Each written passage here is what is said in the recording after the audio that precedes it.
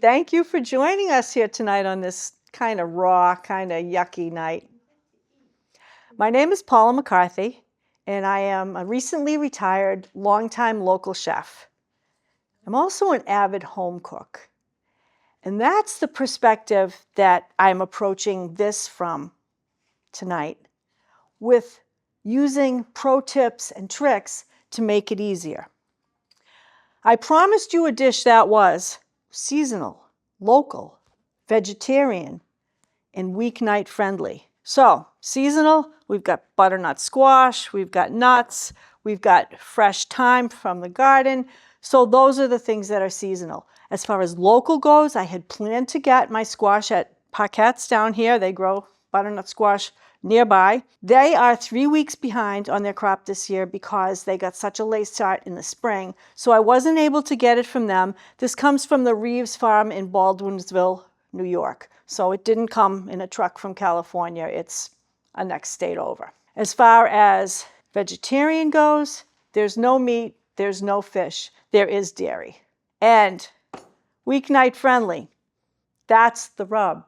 People say, Paula, risotto, weeknight friendly? Are you kidding? And traditional risotto is not particularly weeknight friendly. It's labor intensive. It requires your undivided attention for an extended period of time, like 30, 35 minutes. You are there stirring and you can't do anything else.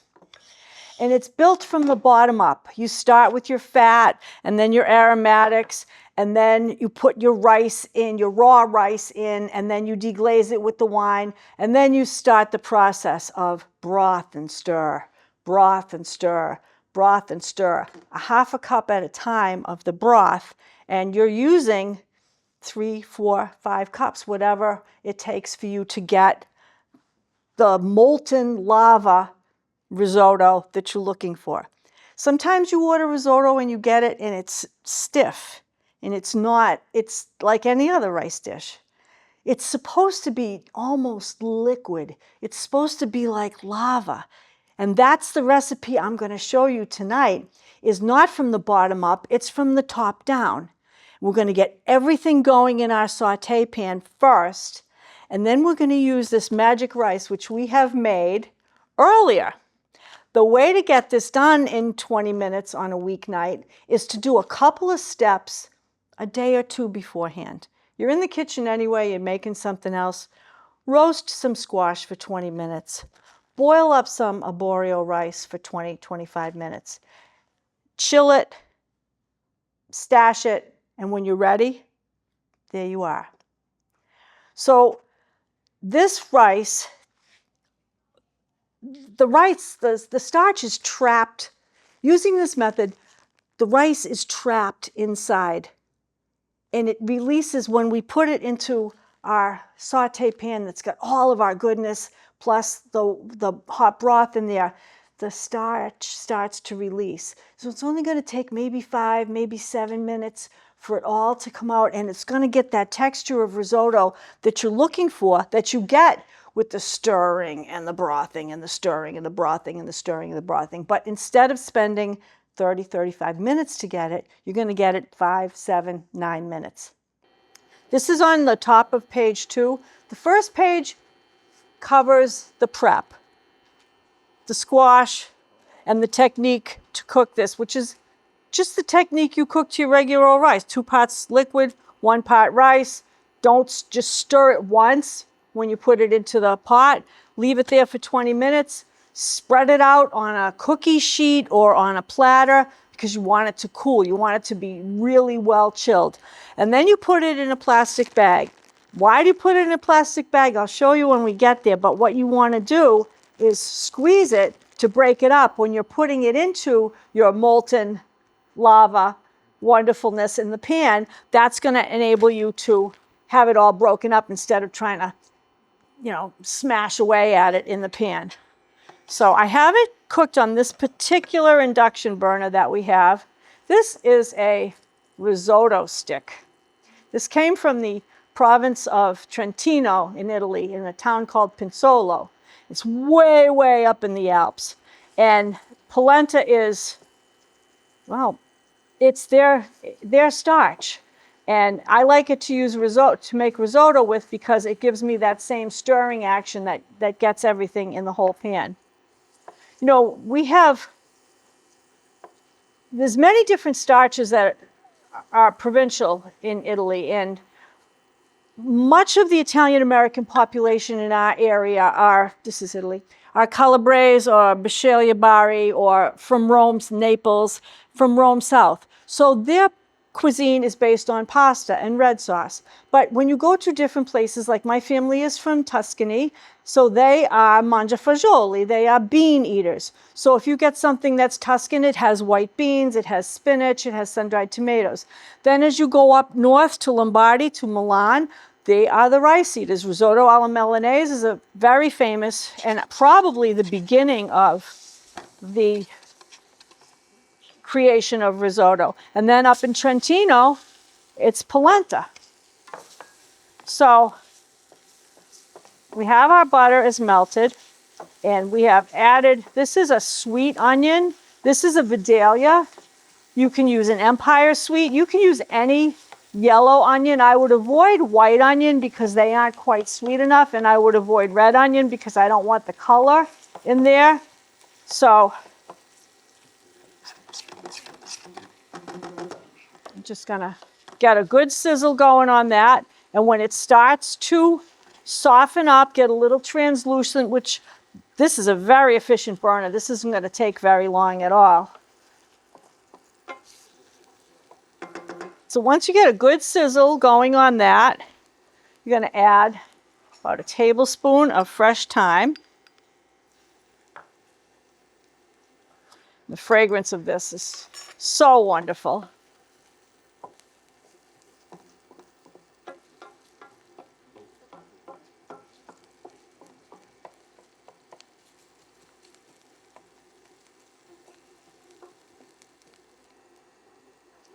We're going to deglaze. This is a half a cup of white wine.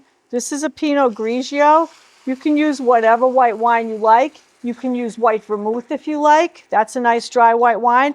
And then you're going to let that simmer. I'm going to turn this up just a little bit because we want to get a good sizzle going on that now. We want to burn off the alcohol. And if you choose not to use alcohol in your cooking, just use an extra half a cup of the broth. You can smell that thyme already. I use cooking wine. The other day I was in the market and they had a special on Marsala cooking wine, and it was a really good price, so I grabbed it, you know. As I was talking about earlier, if it's not in the supermarket, we're not going to get it. We're not going someplace else to get something else.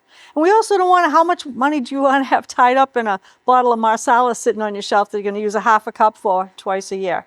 So we're burning off and reducing this down, almost burning off all the liquid because we want to get all the essence of that. We don't need all the liquid of that.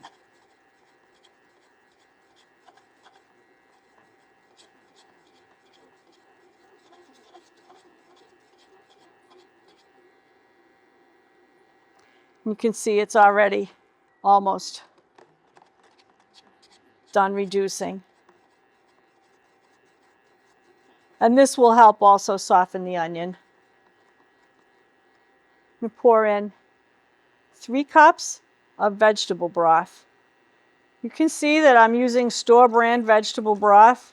Don't have to. At home, I like to use the Better Than bouillon, but I didn't want to mess with that here with us tonight, so I picked up some store brand, and I'm happy with the result. We're going to bring this to a nice brisk boil. So I'm going to turn this up nice and high. And after this comes to a good rolling simmer slash boil, you know, when it gets good energy going on it, then I'm going to put in the squash and the nuts. So I'm building it, all the things that I want to have in our finished dish, I'm putting in pre instead of post, as you do in the traditional preparation. just starting to come to the boil now.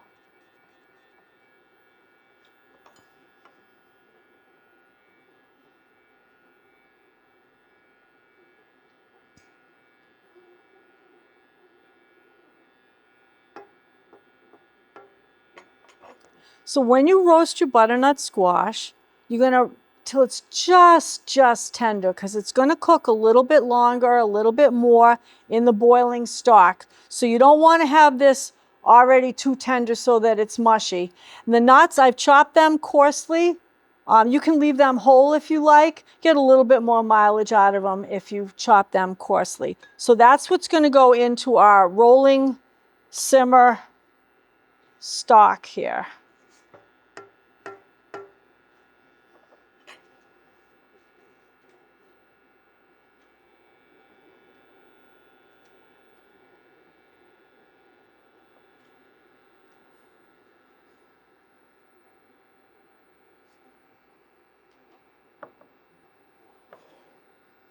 So we're going to stir in our just barely tender butternut squash. And if you chose not to get the 20-ounce package of the pre-peeled and cut, just weigh it out or use 2.5 cups. And so that returns to the boil. We put the pistachios in. And as soon as that gets really going, when we get our bag of rice, and we're going to squish it up so that it's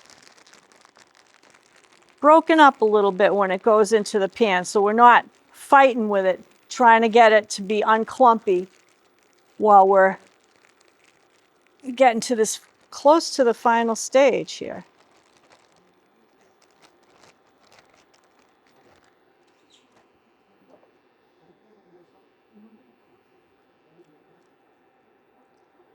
And then the magic starts to happen. It's boiling nicely. The starch starts to release from those short grains. It won't work with a longer grain rice because they're not starchy enough. So this short grain Italian, the arborio, is a perfect texture for this. And you start to see how it's thickening, it's giving up the starch. You can use high, you can use medium high. It really can't get away from you at this point. You know, when you were in the beginning stages, you wanted to use a medium heat because you didn't want to scorch what you have going on. But this is boiling, so there's plenty of liquid in here. And you see that your ratio of filling or add-ins to rice is what you want too. You want everybody to get everything in every bite. So these quantities will enable you to do that. It's starting to get starchy. It's starting to look like risotto instead of plastic bag full of rice. Like, who is this lady with a plastic bag full of rice? What's she doing? I'm going to turn that down a little, maybe medium high.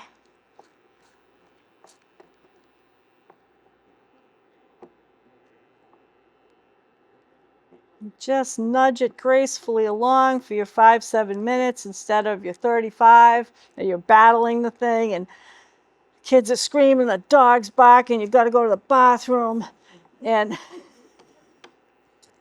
you can't leave because you are married to this pan of rice. But this one, the 5-7 minutes, you're off the hook shortly.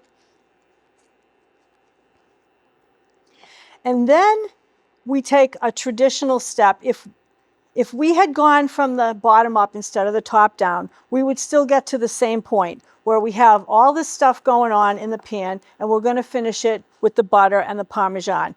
That's a pretty much classic finish of any risotto flavor, no matter what you have, is usually you're going to have a 1/2 cup of Parmesan and 4 tablespoons of butter. I've cubed up the butter so that it just will blend in nicely. We won't be spending a lot of time trying to get that to be homogenized in. But if you want to see, I can't really tip this because it's quite full, but you see how it's all starchy now?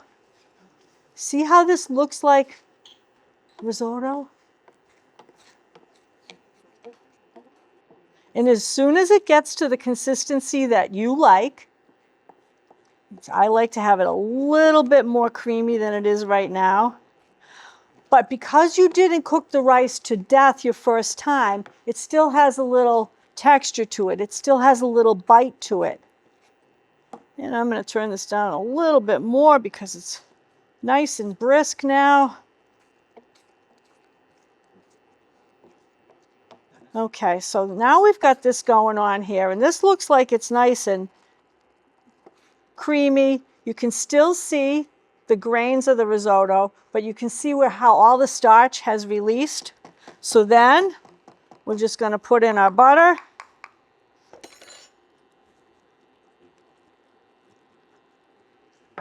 And our Parmesan. We're going to get that in. We're going to take it off the heat. And then I have lovely goat cheese here. Once we get the butter and the Parmesan all incorporated, we'll get it off the heat. Then we will just top it off lightly. We're not going to stir the goat cheese in the way we're stirring in the Parmesan and the butter. We're just going to kind of let it just mingle a little bit when we get to that stage. And you can see the butter is disappearing. And as soon as your butter disappears, you're where you need to be. You notice I did not put very much, I did not add any salt while we were here. I did salt and pepper the squash before I cooked it. And there is salt in the broth. The cheeses are salty. The nuts are salty. I don't like a lot of salt in my food. I know a lot of people don't want to have a lot of salt in their food for other reasons. I just don't care for a lot of salt. So you can put in as much salt as you want. And you can always add salt at the table, although I don't even put salt and pepper on my table. And it seems kind of pompous, but this food is seasoned. So you just stir in your goat cheese. And then I'm going to get go get a couple of cups and some spoons. And oh, look at how that goat cheese, this is going to be so delicious. And you're going to get to try it right now. I would like to say thank you to the Shrewsbury Public Library for all the resources that they have here. I've recently rediscovered the library in retirement. I come every week. I get a bag of books. I can get as many as I want. There's this beautiful Charlie cart device that we can share information. There's the cookbook club that I belong to. And many, many things that are available that I don't quite avail myself to yet. So yes, thank you to the library for just being here. Good night.